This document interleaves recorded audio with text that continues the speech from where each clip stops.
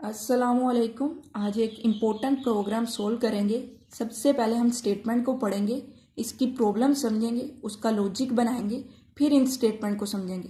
जब आपको लॉजिक की समझ आ जाएगी तो फिर इन स्टेटमेंट की भी समझ आ जाएगी और इनका प्रैक्टिकल आपने खुद करना है। यकीनन उसकी प्रैक्टिस आपकी हो चुकी है, हमने डेव C++ में करके देखे हैं प्रोग्राम। तो आपने सिंपल, जब आपको लॉजिक की समझ आ जाएगी, आपने जो स्टेटमेंट है वो अपने प्रोग्राम में रन करके देख लेनी है कोड एडिटर में। अब चलते हैं हम प्रॉब्लम की तरफ कि प्रॉब्लम एक्चुअल में क्या है। यहाँ पर उन्होंने कहा कि एक प्रोग्राम लिख दें जिसमें इनपुट आप टाइम ले रहे हो, लेकिन जो आप टाइम इनपुट ले रहे हैं वो सिर्फ सेकंड्स में हो। उसके बाद आपने उन्हें कन्वर्ट करना है कि उन सेकंड से आपने निकालने के घंटे कितने बन रहे हैं, मिनट कितने बन रहे हैं और सेकंड कितने बन रहे हैं।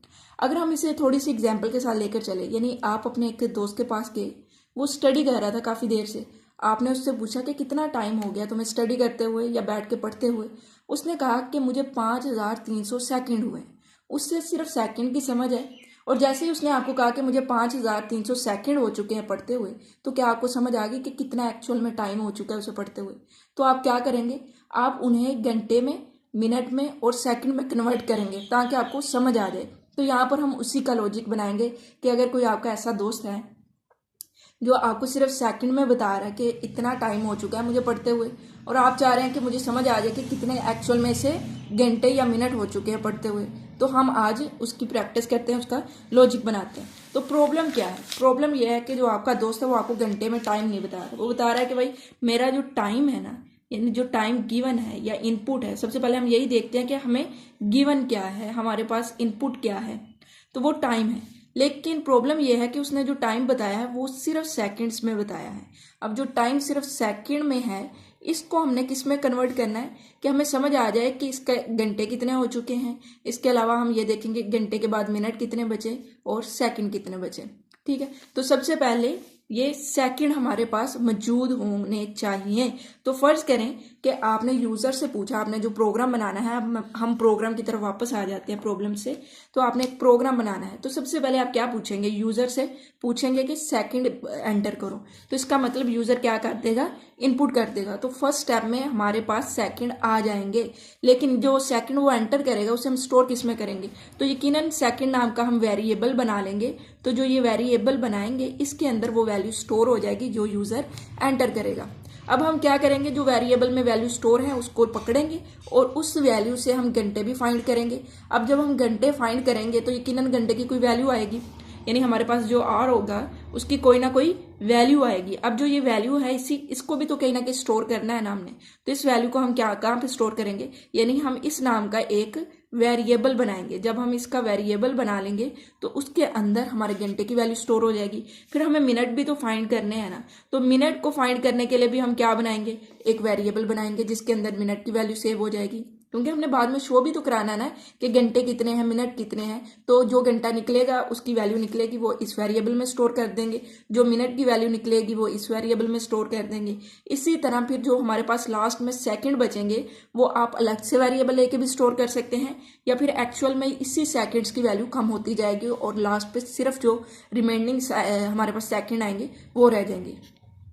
अब एक और चीज, आपको क्वोशंट और रिमाइंडर के बारे में पता होना चाहिए। इसकी हमने पहले भी प्रोग्राम कर चुके हैं, तो आपको इसके बारे में पता होना चाहिए क्योंकि इसके लॉजिक में ये इस्तेमाल होने वाला है। हमें पता है जो ऊपर रह जाता है वो हमारे पास क्वोशंट होगा, जो हम मल्टीप्लाई करके बाद में माइनस करते हैं, और जो नीचे रह जाता है वो हमारे पास क्या होगा, रिमाइंडर होगा। तो इन चीजों के बारे में आपको मालूम ऑलरेडी होना चाहिए। अब हम चलते हैं अपने लॉजिक की तरफ। तो जो हमारे पास सेकंड है, फर्ज करें जो अभी मैंने कहा कि हमारे पास जो सेकंड है वो यूजर ने कितने एंटर कर दिए, 5300 सेकंड एंटर कर दिए। अब घंटे फाइंड करने के लिए हमें पता होना चाहिए कि एक घंटे में कितने सेकंड होते हैं। मिनट फाइंड करने के लिए हमें पता होना चाहिए एक मिनट में कितने सेकंड होते हैं। तो यहाँ पर हम उसे जरा मेंशन कर लेते हैं। यहाँ पे मैं एच लिख रही हूँ आर के लिए। हमें पता है कि एक जो घंटा है यानी एक आर है उसके अंदर 3600 सेकंड होते हैं, ऐसे ही है ना। इसी तरह जो हमारे पास एक मिनट है उसके अंदर कितने सेकंड होते हैं, 60 सेकंड होते हैं। यहां तक अगर आपको क्लियर है ना, तो आगे लॉजिक बहुत ज्यादा आसान है। हम चाह रहे हैं कि हमारे पास क्या आ जाए, घंटा आ जाए। अगर हम इधर क्या करें, हमारे पास जो सेकंड है उसको अंदर रखें, हमारे पास जो आर एक घंटे के अंदर जितने सेकंड है उससे डिवाइड कर दें। तो अगर मैं इधर इसको मल्टीप्लाई कर दूं तो आपको समझ आ रही होगी, तो हमारे पास रिमेंडिंग 1700 बच गया। अगर मैं इसे 2 से करती हूँ तो वैल्यू बड़ी हो जाती। इसका मतलब यह है कि अगर यहाँ पे सेकंड ज़्यादा होते तो हम 2 से करते हो, हमारे पास घंटे 2 आ जाते ज़्यादा से ज़्यादा। तो जब हम डिवाइड करेंगे 1 घंटे के सेकंड से तो हमारे पास उतने घंटे आ जाएंगे जितने उस सेकंड से निकल सकते हैं, हम कट सकते हैं। तो उस तरह से हम यहाँ पर इसको डिवाइड कर रहे हैं। तो बेसिकली हमने जो घंटा फाइंड किया है या कह सकते हैं आवर फाइंड किया है, वो कैसे फाइंड किए, हमने कहा कि जो सेकंड है उसको डिवाइड कर दो किससे, 3600 से, यानी जो 1 घंटे में जितने सेकंड होते हैं उससे डिवाइड करने के बाद हमारे पास जो क्वोशंट आ रहा है, यानी हमें पता है जब हम डिवाइड करते हैं तो हमारे पास क्वोशंट की वैल्यू आती है।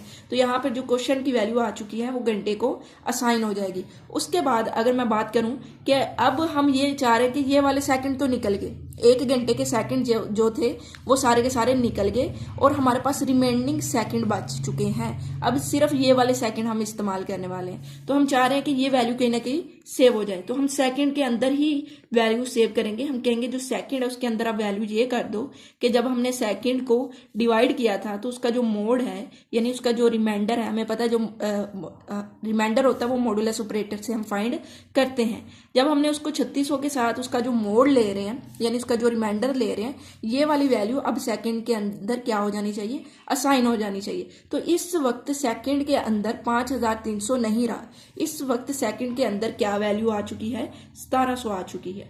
अब हम अगली वैल्यू पे चलते हैं, अगले स्टेप पे चलते हैं कि हमने मिनट फाइंड करने हैं।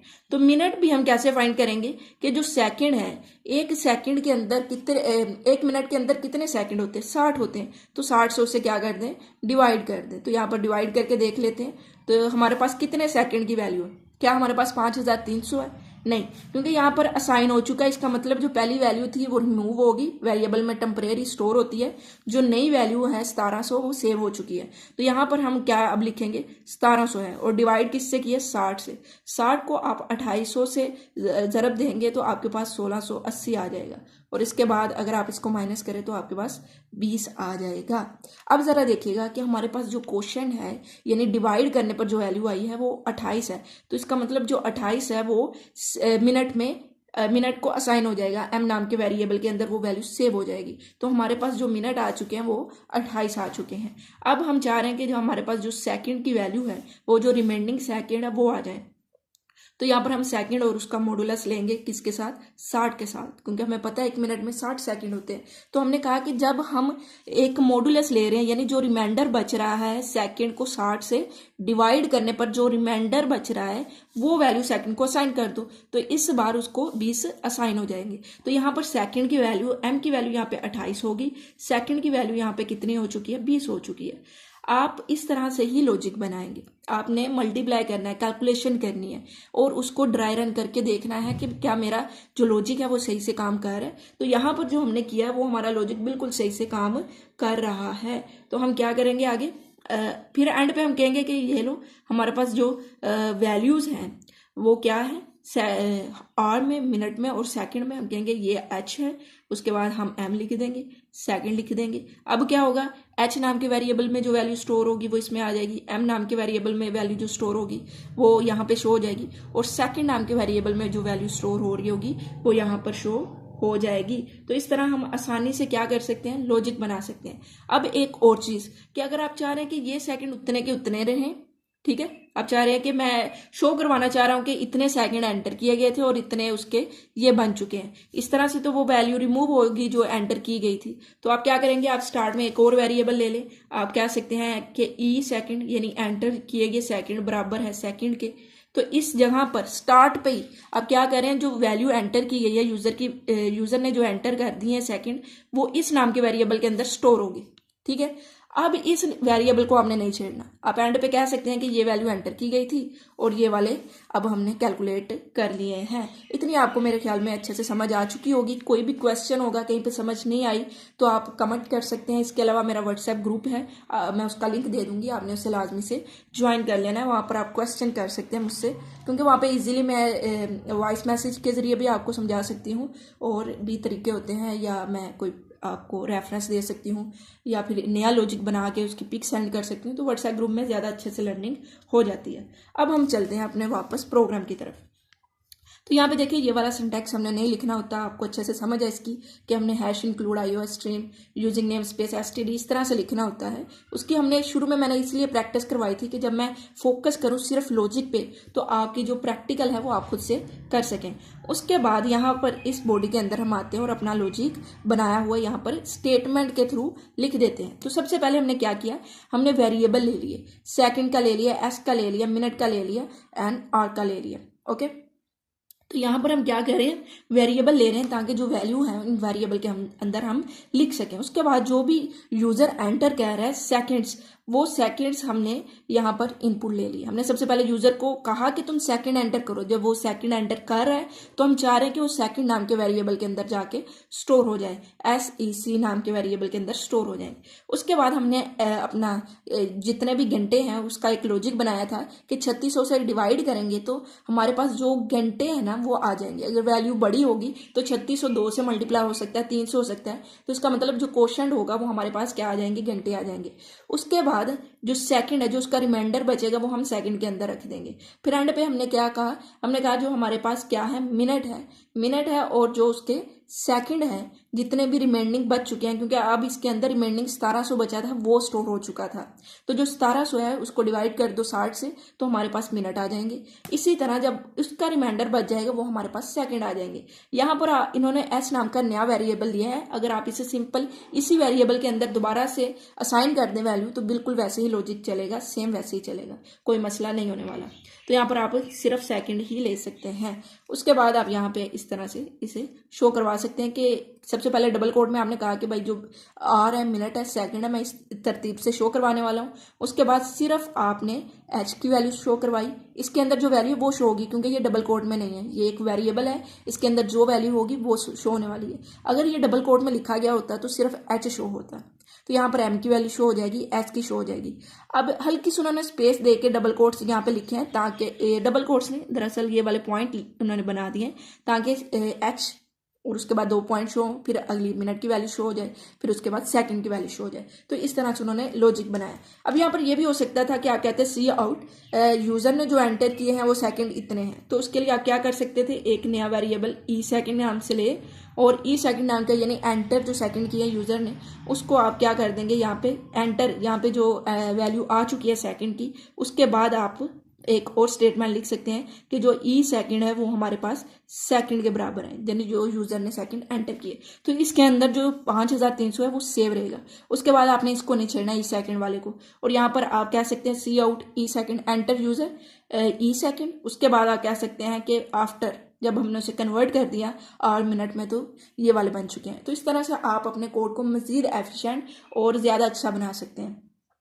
इसके अलावा भी हो सकता है कोई इसका लॉजिक हो, आपका दिमाग अगर चल रहा है कि मैं इस तरह से करके देख लूँ। कुछ स्टूडेंट का चलता है कि वो कह रहे होते हैं कि अगर हम डायरेक्ट 3600 को माइनस ही करना शुरू करते हैं तो भी तो हमारे पास घंटे आ सकते हैं, लेकिन तब हम वैल्यू को स्टोर नहीं कर पा रहे होते। तो आपने हर तरह से करने की कोशिश ज़रूर करनी है, जो एक लॉजिक बता दिया गया है उस पर नहीं अड़ के बैठना, बल्कि मुख्तलिफ तरीके से आपने इस प्रॉब्लम को सोल्व करने की कोशिश करनी है। बहुत ही ज़्यादा एक इम्पोर्टेंट ये प्रोग्राम है जो मैंने आपको करवाया है। इतना टाइम छोटे छोटे प्रॉब्लम पर इसलिए दे रही हूँ कि जब हम फंक्शन अरे वाले पे जाएं तो आपके लिए जो लॉजिक है वो बनाना बहुत ज़्यादा आसान हो जाए। तो तब हम ये स्टेप नहीं बार बार रिपीट कर रहे होंगे, ये इनपुट आ रही है, इसको इस तरह से करें, इस तरह से करें। तो तब अगर मैं आपको ज़ुबानी यानी मुँह ज़ुबानी भी 2-3 लाइनों में समझा दूं कि ये लॉजिक बन रहा है तो आप समझ आएंगे। तो इंशाल्लाह अगली वीडियो में हम अगले प्रोग्राम को सोल्व करेंगे, लेकिन आपने चैनल को लाजमी से सब्सक्राइब करना है, अपने दोस्तों के साथ शेयर करना है, और अगले लेक्चर तक अल्लाह हाफिज़।